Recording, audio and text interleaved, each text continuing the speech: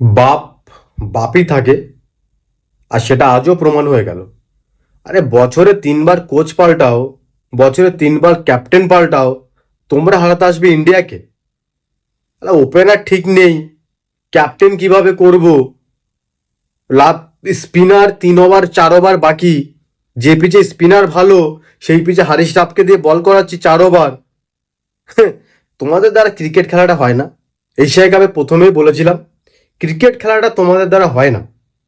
Cricket খেলা বাদ দিয়ে অন্য যদি কোনো খেলা থাকে তো পাকিস্তান সেটা খেলতে পারে। শুধু ক্রিকেট নামে একটা পার্টিসিপেট করতে হয়। একটা ওয়ার্ল্ড কাপ নিয়েছে, একটা চ্যাম্পিয়ন্স ট্রফি নিয়েছে, একটা টি-20 ওয়ার্ল্ড কাপ নিয়েছে, কিছু এশিয়া কাপ নিয়েছে, তাই ক্রিকেটটা খেলতে আসে। এখনকার ইন্ডিয়ার টিমের সাথে কম্পেয়ার করলে, আগের ভিডিওই বলেছি, ইন্ডিয়া টপ ফ্লোর, পাকিস্তান হলো গ্রাউন্ড ফ্লোর। তো ইন্ডিয়ার সাথে নো কম্পেয়ার। হয়তো 2 বল আগে থাকতেও জিতেছে, আর যদি 170 টার্গেট হতো গেমটা সেভাবেই চলতো। 170 করতেও পারবে না, 1-2বার করে নেয় পিচের কারণে, সেটা হতে পারে, সবসময় হবে না। তিলক বর্মা, কেউ কখনো ভাবেনি তিলক বর্মার ব্যাটসম্যান হাফ সেঞ্চুরি করে যাবে, ম্যাচ নিয়ে বেরিয়ে যাবে। আর অভিষেক শর্মাকে পড়ে এসছে, সঞ্জু স্যামসনকে পড়ে এসছে, গিল সুপারস্টার পড়ে এসছে, সূর্যকুমার যাদব ক্যাপ্টেন পড়ে এসছে, তিলক বর্মা কেউ পড়ে আসে। তো তিলক বর্মা আনসিন সিলেবাস, যেটা পাকিস্তান নিতে পারেনি, আর পাকিস্তানের সাথে এটা বারবার হয়ে চলেছে।